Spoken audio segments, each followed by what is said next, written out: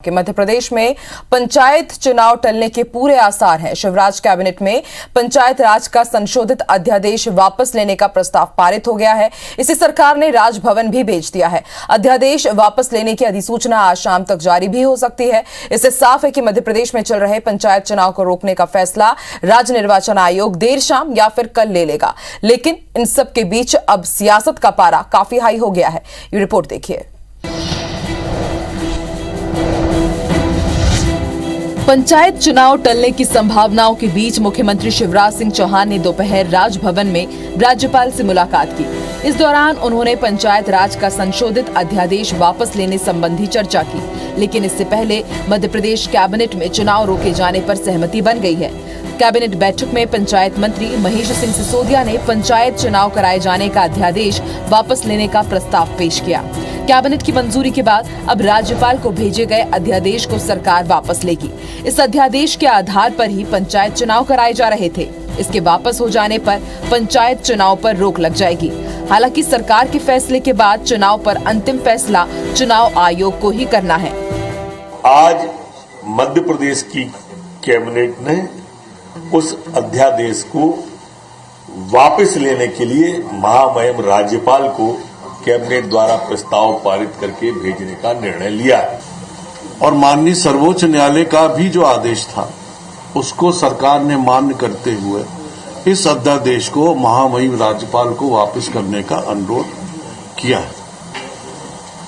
अध्यादेश को वापस किए बिना ओबीसी आरक्षण और डिलिमिटेशन नहीं किया जा सकता था।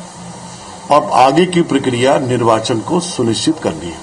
मध्य प्रदेश में पंचायत चुनाव को लेकर मची खींचतान के बीच सरकार के अध्यादेश वापस लेने के ऐलान के बाद अब आरोप लगाने का दौर भी शुरू हो गया है। राज्य सरकार के पंचायत चुनाव को निरस्त करने के प्रस्ताव पर कांग्रेस हमलावर हो गई है।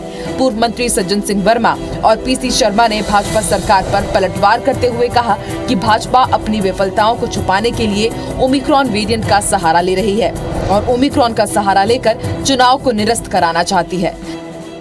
लगातार ओबीसी वर्ग के हित को लेकर कमलनाथ जी और कांग्रेस लड़ाई लड़ रहे थे। अब ऐसा लग रहा है कि सरकार जो है कमलनाथ जी के दबाव के आगे झुकी है और अब ओबीसी वर्ग की उन्हें भी जो अहित हो रहा है उसको देखते हुए उन्होंने यह निर्णय लिया है। और निश्चित तौर पे कांग्रेस ने इस लड़ाई को लड़ा है। अब ऐसा लग रहा है कि शायद ओबीसी वर्ग को जो उनका हक है वो मिलकर रहेगा। जनता की भावना भारतीय जनता पार्टी के विपरीत है। भारतीय जनता पार्टी कोई भी चुनाव टालने की कोशिश करे। आप देख लीजिए, उत्तर प्रदेश का चुनाव भी टालने की कोशिश है। वहाँ दिन पे दिन बीजेपी का ग्राफ गिरता जा रहा है, योगी आदित्यनाथ का ग्राफ गिरता जा रहा है। तो अब इन्होंने ओमिक्रॉन, कोरोना, ये सारी चीज़ें चालू कर दी हैं। तो मैं समझता हूँ कि उत्तर प्रदेश का चुनाव भी ये टालेंगे। ये सरकार पहले से नहीं चाह रही है, इसलिए इन्होंने अध्यादेश लेके आए थे और वो विधानसभा में लेके नहीं आए। तो ये चुनाव तो वैसे नलीफाई हो गया। लाके ऐसा भ्रम पैदा कर दो, ऐसी अनिश्चितता पैदा कर दो कि किसी भी हालत में चुनाव ना हो पाए। क्योंकि भारतीय जनता पार्टी को पता है कि अगर चुनाव होंगे तो वो चुनाव जीतने की स्थिति में नहीं है।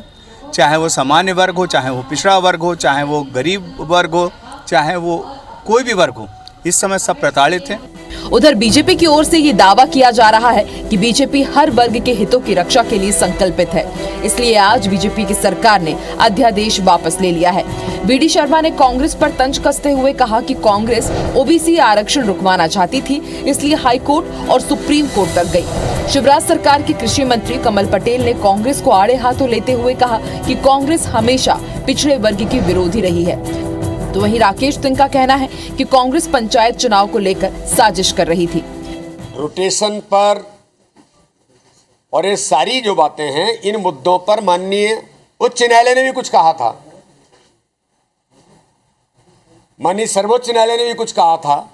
कांग्रेस ने क्यों नहीं माना? कांग्रेस ने इस इशू को क्यों उठाने का प्रयास किया? महाराष्ट्र के इशू को उन्होंने कोड किया, उसका दुष्परिणाम ये हुआ कि आज हम यहाँ खड़े हैं। और इसलिए कांग्रेस की कथनी करनी में अंतर है। हमेशा ये पिछड़े वर्ग के विरोधी रहे और इसलिए एक भी मुख्यमंत्री इन्होंने नहीं दिया, एक प्रधानमंत्री नहीं दिया, एक ही परिवार के लोग राज करते रहे। और इसलिए कांग्रेस हमेशा गरीब विरोधी रही है, पिछड़ा वर्ग विरोधी रही। बात करती थी गरीब की, गरीबी हटाएंगे, इंदिरा जी को लाएंगे, लेकिन गरीबी हटी क्या? कांग्रेस अपने षड्यंत्र में सफल हो गई।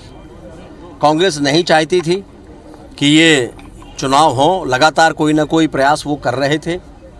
कोशिश कर रहे थे, उसको लेकर वो कोर्ट में भी गए कि ये चुनाव रोके जाना चाहिए। मध्य प्रदेश में पंचायत चुनाव अब जिद और प्रतिष्ठा का विषय बन चुका है। भले ही बीच में रोल सुप्रीम कोर्ट का हो, चुनाव हो या चुनाव कुछ समय के लिए टल जाए, लेकिन मुद्दा अब भी वही है, ओबीसी के खिलाफ साजिश और ओबीसी के लिए संकल्पित। अब कौन साजिश कर रहा है और कौन संकल्पित है, ये तो चुनाव के बाद आने वाले परिणाम ही बताएंगे। लेकिन फिलहाल चुनावी मैदान में अभी बहुत खेल बाकी है। Bureau report, IBC 24।